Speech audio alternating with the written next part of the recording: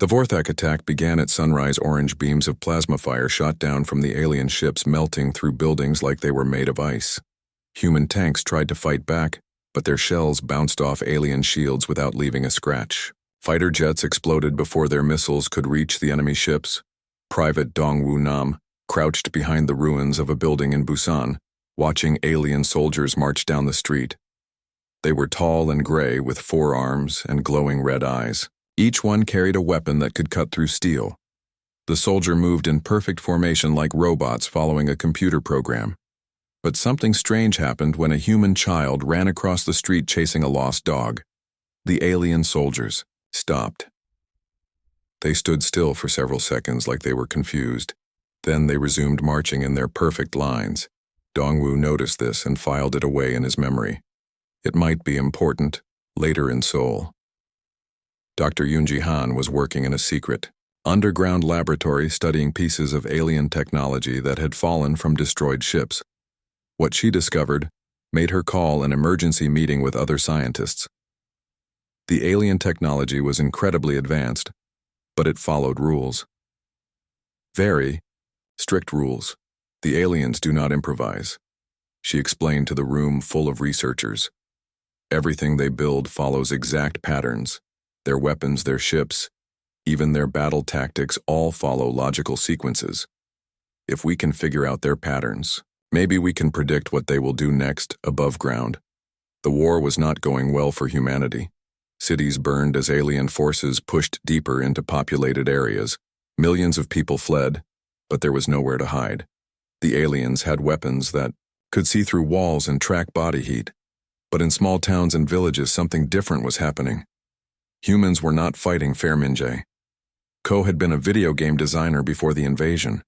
Now he was helping organize resistance fighters in the mountains outside Seoul. Instead of trying to beat the aliens with superior firepower, he suggested using tricks and traps. Think of this like a game, he told the group of farmers and workers who had joined the resistance. We cannot win by fighting fair, so we cheat. We use every dirty trick we can think of. The first guerrilla attack happened near Daegu. A group of resistance fighters led by former teacher Jeong Shin set up speakers in the woods and played loud rock music. When alien patrols came to investigate, they found humans dancing and singing while shooting at them from behind trees. The aliens had never seen anything like it. Their battle computers had no data on enemies who threw parties during combat. The confusion lasted just a few seconds, but it was enough for the humans to escape. Word spread quickly among the resistance cells. Humans began using more creative tactics. They painted funny faces on their equipment, played music during battles, and used weapons in ways they were never designed for. A group in Incheon started using farming equipment as weapons, turning tractors into armored vehicles and crop sprayers into flamethrowers. The Vorthak commanders were receiving reports that made no sense. Their soldiers reported that human enemies were laughing while under fire, singing songs about victory while losing battles, and using colorful smoke bombs that served no military purpose. Commander Zelak studied the reports from his command ship orbiting Earth. These humans are not following proper military doctrine, he told his officers. They fight without logic. They waste resources on meaningless gestures. Why do they create music during combat scenarios? His officers had no answers. The Vorthak had conquered 47 worlds but never faced enemies like this. Every other species had fought logically. They used their best weapons, tried to defend strategic positions, and surrendered when the cost became too high. Humans were different. They fought losing battles just to give others time to escape. They used valuable resources to rescue strangers. They created art and music, even while their cities burned. The alien computers could not calculate logical reasons for this behavior. Down in her laboratory, Dr. Yoonji Han made another discovery that changed everything. She had been studying alien communication intercepts and found something shocking. The Vorthak Empire was not just technologically advanced, it was completely automated. Every major decision was made by computers that calculated the most logical course of action. But human behavior was not logical, at least not in ways the alien computers could understand. Humans made decisions based on emotions, hope, love, and stubborn pride. These were variables the Vorthak systems could not process. Captain Ji-won Kim received Dr. Han's report just as she was planning a counterattack on alien positions near Seoul. For the first time since the invasion began, she smiled. Maybe humans had found the enemy's weakness. Their own logic, the war was far from over, but the tide was beginning to turn in ways neither side expected. 3 months into the invasion, the Vorthak Empire was learning that conquering Earth was different from conquering other worlds. The humans refused to surrender even when losing. They kept fighting even when their cities were destroyed. They adapted and changed tactics faster than alien computers could calculate responses. In the ruins of Busan, Private Dongwoo Nam was leading a squad of resistance fighters who had become experts at confusing alien soldiers. They had discovered that the enemy, troops would freeze for several seconds when faced with something their programming could not categorize. Today we try something new, Dongwoo told his team. He handed out colorful wigs, silly hats, and face paint. When the aliens see us, they will not know if we are soldiers, clowns, or something else.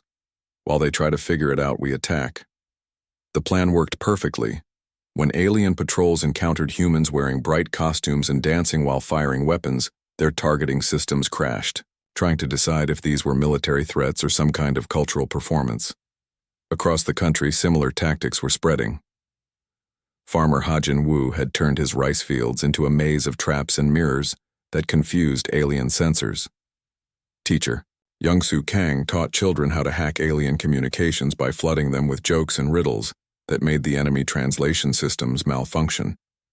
The breakthrough everyone was waiting for came from engineer Hyun-woo Park working in his hidden laboratory. He had spent months studying the alien technology files his sister Minha had stolen. What he discovered changed everything. The Vorthak are not just using advanced science, he announced to the secret meeting of human leaders. They are slaves to it. Their entire civilization is built on following rules and logical patterns. They eliminated creativity from their society thousands of years ago because they thought it was inefficient. Dr. Yoon-ji Han leaned forward in her chair. That explains why our random tactics confuse them so much. Their minds cannot process behavior that does not follow logical patterns. Captain Ji-won Kim saw the opportunity immediately. If we can coordinate our chaos, make it bigger and more widespread, we might be able to crash their entire command system. The plan that emerged was ambitious and completely insane. Humans across the world would launch coordinated attacks using the most illogical tactics anyone could think of. If the aliens could not understand human behavior, then humans would give them more behavior to be confused about. Artist Yuna Bae volunteered to lead the Cultural Warfare Division. She organized musicians, dancers, and comedians who would perform during battles. Programmer Sehun Park gathered hackers who would flood alien communication networks with human art music and internet memes. Even children wanted to help. 12-year-old Min Soo Yang suggested that kids could confuse aliens by playing games that made no sense to logical minds like tag, hide and seek, and rock, paper, scissors. Games that existed just for fun, not for any practical purpose. The aliens had another problem. Young Vorthak soldiers were starting to ask questions that their leaders could not answer. After months of fighting humans, some of them had been exposed to human music, art, and stories. These alien soldiers began experiencing something their empire had tried to eliminate: emotions. Sub-Commander Vrex was one of these affected Vorthak. He found himself listening to human radio broadcasts and wondering why their songs made him feel strange sensations. The humans sang about love, loss, hope, and dreams, concepts that had no logical value but somehow seemed important. The Vorthak High Command noticed these changes in their troops and became worried. They had conquered 47 star systems without any of their soldiers being contaminated by alien ideas. But humans were different. Their chaos was infectious. Commander Zelak received orders to end the war quickly before human influence spread further through the Vorthak forces. The Empire would use their ultimate weapon, a planet-destroying device that would turn Earth into space dust, but it was already too late. The changes had begun. Young Vorthak across the Empire were secretly accessing human cultural transmissions that resistance fighters had been broadcasting into space. They were learning about individual choice, artistic expression, and emotional thinking, intelligence. Officer Haeun Kim intercepted communications showing that some alien worlds were experiencing their first rebellions in thousands of years. The rigid order that held the Vorthak Empire together was beginning to crack. The humans had discovered something more powerful than any weapon, the ability to make others want to be free. And freedom, like laughter, was contagious. The war was about to enter its final phase, but it would not end the way anyone expected. The morning sky over Seoul turned black as hundreds of alien ships blocked out the sun. Captain Jiwon Kim stood in the Korean Space Defense Force Command Center, watching the massive vessels hover silently above the city. She had never seen anything like them before. They were dark gray and shaped like giant triangles. Each ship was bigger than 3 city blocks. The communication screens across the room began buzzing with reports from around the world. Similar ships appeared over every major city on Earth: New York, London, Tokyo, Moscow, Paris, all of them covered by the same dark shadows. The alien ships just waited there, doing nothing for 3 long hours. Then the aliens spoke. Their voices came through every radio, television, and phone. On the planet at the same time. The translation was perfect: English, Korean, Japanese, every language humans spoke. The message was simple and terrifying. We are the Vorthak Empire. We have conquered 47 star systems. Your planet will surrender in 3 days, or we will destroy all life on Earth. This is not a request, this is an order, Captain. Jiwon Kim felt her hands shaking as she listened. The aliens sounded calm, like they were reading a shopping list. They had done this before many times. The captain looked at her young communications officer, Private Dongwoo Nam, who was staring at his screen with wide eyes. What do we do, Captain? He asked. Jiwon did not know Earth had weapons, but nothing compared to ships this big. The military leaders around the world were already calling emergency meetings. But what could they discuss? Everyone knew human technology was no match for aliens who could travel between stars. Meanwhile, across the city in a small apartment, engineer Hyunwoo Park was working on quantum computers when his sister Minha called. She worked for military intelligence and sounded scared. Hyunwoo, you need to listen to me carefully, she said. I am sending you some data files. Keep them safe and do not tell anyone you have them. The files arrived on his computer a few minutes later. When Hyunwoo opened them, his eyes went wide. They contained detailed scans of alien technology, information about their weapons, ship designs, and something else that made his heart race. The aliens had a weakness. In another part of Seoul, factory worker Jae-hyun Lee was watching the news with his neighbors. Everyone was talking about what they should do. Some people wanted to hide in the mountains. Others thought the government should surrender to save lives. But Jae-hyun had a different idea. If these aliens think they can just take our planet, they are wrong, he said to his friend Minsu. We fought wars before. We know how to fight. His neighbor So-young Choi, who was studying to be a doctor, overheard him. You cannot fight spaceships with factory tools, she said. Maybe not, Jae-hyun replied, but we can try. Across the world, similar conversations were happening. People were scared, but they were also angry. Humans had never been good at accepting orders from bullies. The Vorthak Empire expected Earth to surrender like all the other planets before, but they did not understand something important about humans. The 3 days passed quickly. World leaders met and argued. Some wanted to surrender to save lives. Others wanted to fight even if they had no chance. The aliens waited patiently. They had done this 47 times before. It always ended the same way. Fear made planets surrender. But when the deadline came, Earth sent a message back to the Vorthak ships. The message was short. No, the alien response was immediate. Weapons began charging on every ship, orange light glowing from their undersides. The invasion of Earth was about to begin. Captain Jiwon Kim stood at her command post watching the enemy ships prepare to attack. She thought about her family, her friends, all the people in the city below. The aliens expected humans to be afraid, expected them to give up when faced with impossible odds. They were right. About humans being afraid, everyone was terrified. But the aliens made one big mistake. They thought fear would make humans surrender. Instead, fear made humans angry. The war was about to start, and neither side knew that this would not be like any war the galaxy had ever seen. The Vorthak Empire was about to learn that conquering Earth was easy compared to controlling the humans who lived there. In his laboratory, engineer Hyunwoo Park looked at the alien technology files his sister had sent. Him hidden in the data was something the aliens never expected anyone to find.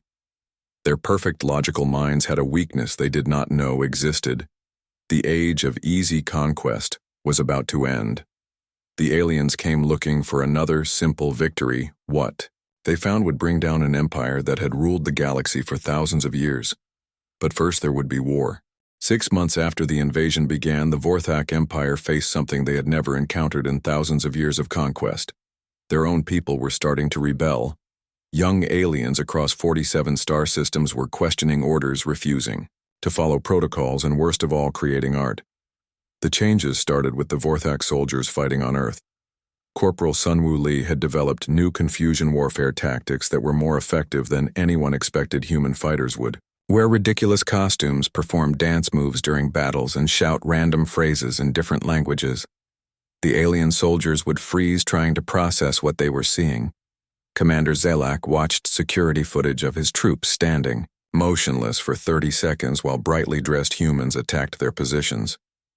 His best warriors were being defeated by enemies wearing rainbow wigs and singing songs about friendship. It made no logical sense. The problem was spreading beyond Earth. Dr. Yoonji Han had discovered how to hack into Vorthak communication networks not by breaking their codes, but by flooding their systems with human creativity. Every time alien computers tried to analyze a piece of human art or understand why, humans found certain combinations of images funny. Their processing power was overwhelmed. Programmer Sehun Park led a team of hackers including Aryam Shin and Taeyang Cho, who specialized in digital chaos warfare. They uploaded thousands of human memes, jokes, and random internet videos into alien military networks. The Vorthak computers spent so much time trying to understand why humans laughed at pictures of cats wearing hats that they could not coordinate military operations, but the most dangerous development for the Empire was happening on their homeworlds. Young Vorthak, who had been exposed to human transmissions, were starting to create their own art. An alien named Freedom Seeker began painting pictures that showed emotions. His work was copied and spread throughout the Empire faster than authorities could stop it. The Vorthak High Council held emergency meetings to discuss the contamination crisis, as they called it. Their perfect, logical society was being infected by human concepts like individual expression, personal choice, and worst of all, happiness for its own sake. "We must destroy Earth," immediately declared Supreme Logic Coordinator Vorth. "If we allow these humans to continue existing, their chaos will spread to every world in our empire. We will lose control of everything."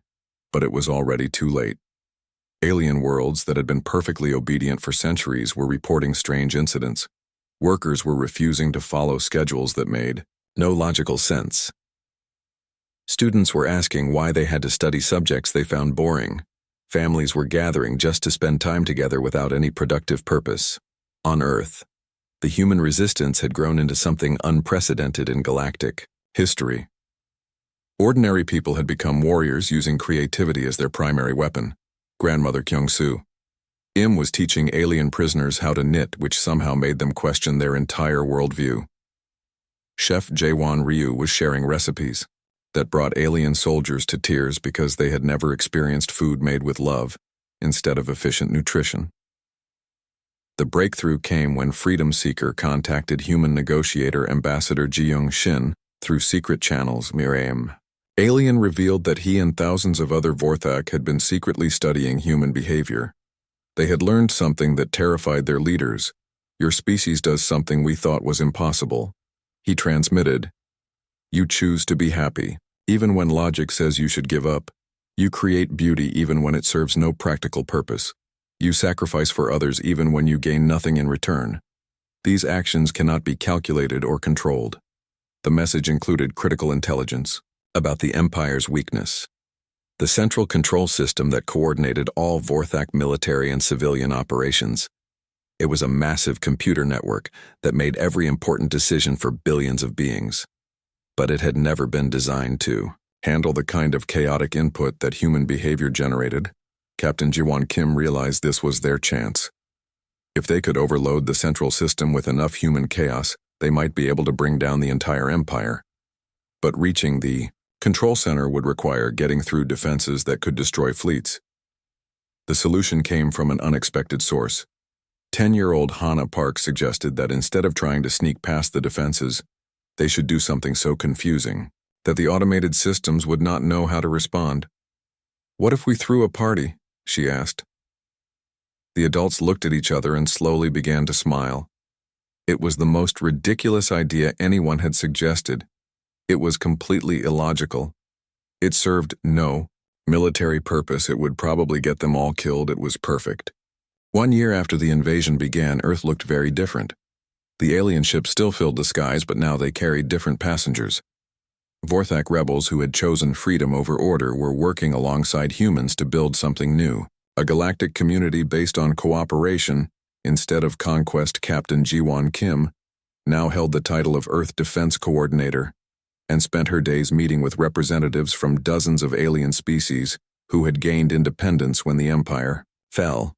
The universe was bigger and stranger than anyone had imagined, and most of it had been waiting for someone to break the chains. Engineer Hyunwoo Park had become head of the new interspecies technology exchange.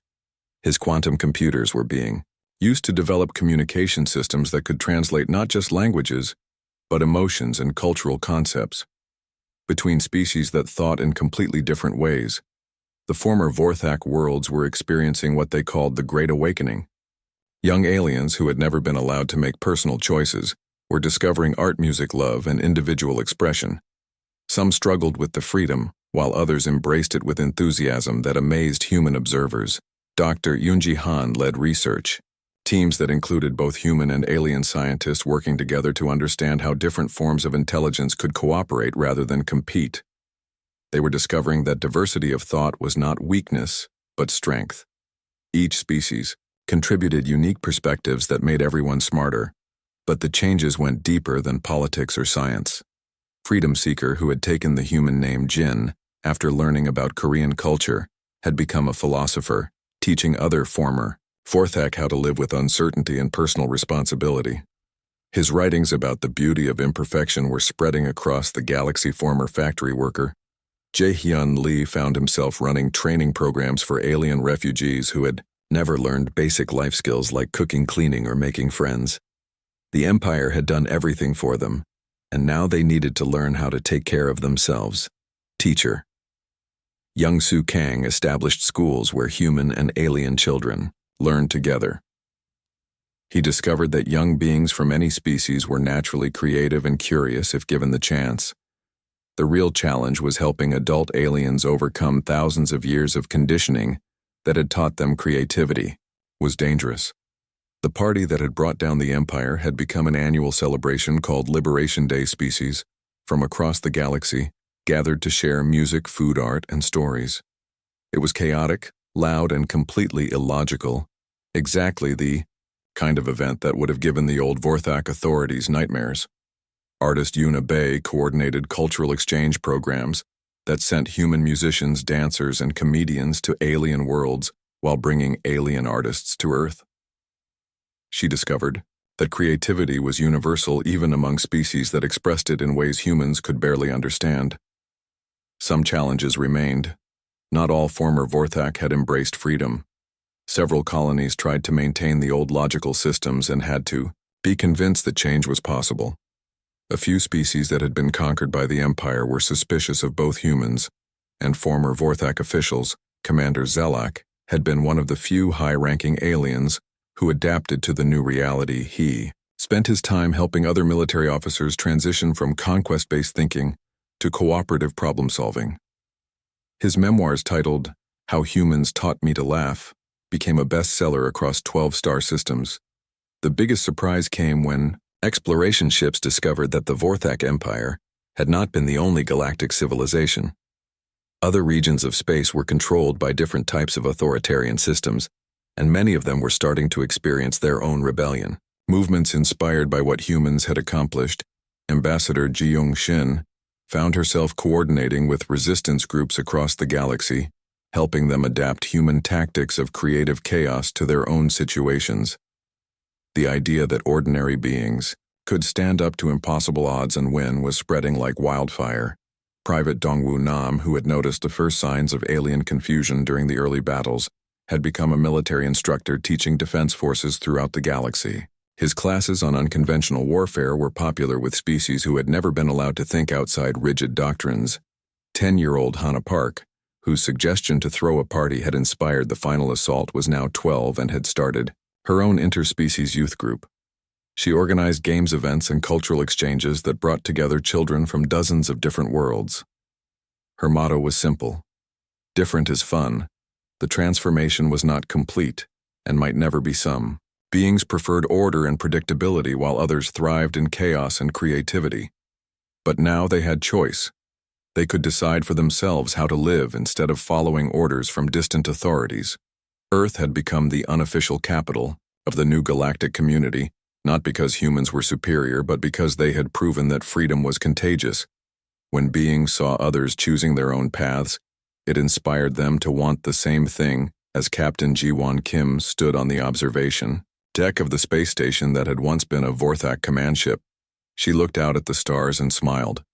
The universe was full of different species, with different ways of thinking and different ideas about what made life worth living. The aliens. The plan was so crazy that it took weeks to convince anyone it might work. Instead of launching a traditional military assault on the Vorthak Central Control System, humans would organize the largest party in galactic history. They would broadcast celebration across every planet in the Empire using captured alien technology. Artist Yuna Bay coordinated musicians from around the world who composed songs specifically designed to confuse logical minds. The lyrics made no rational sense but somehow felt emotionally true. Chef Jae-won Ryu worked with cooks from every culture to create foods that prioritized taste and joy over nutritional efficiency.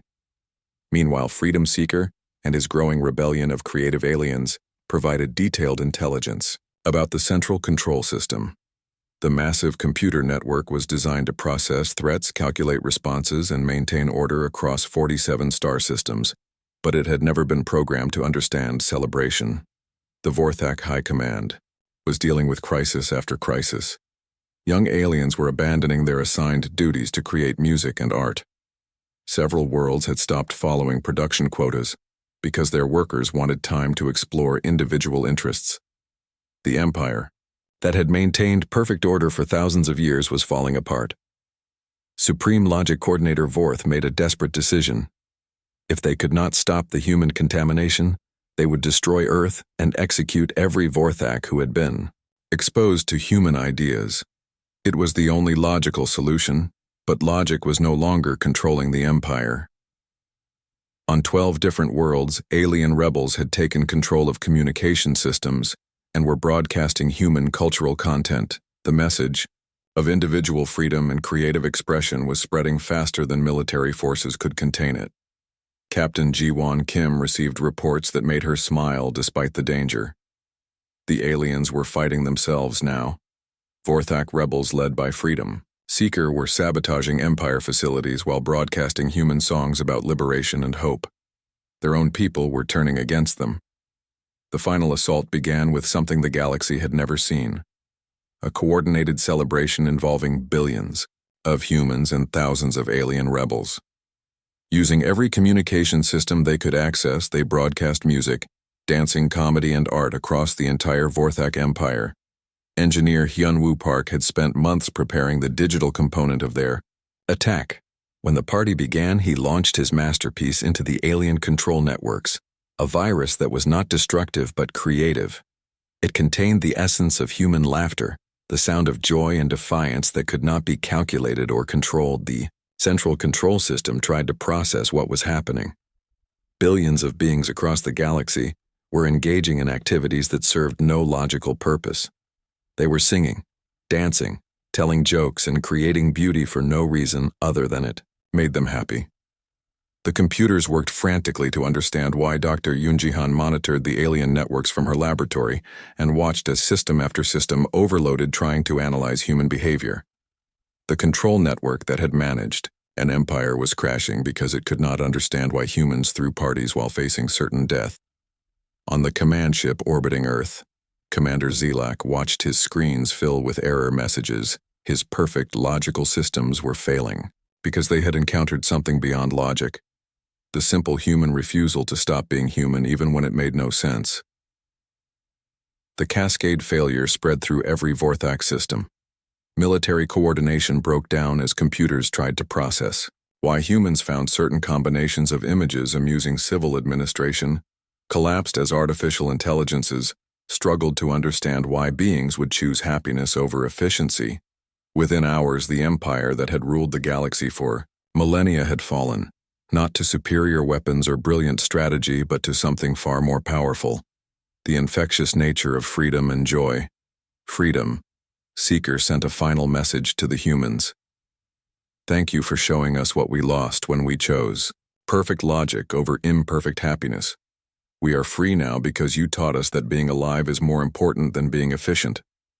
The war was over. Earth had not just survived, but had accidentally started a galactic revolution. The age of the Vorthak Empire ended with the sound of celebration echoing across the stars.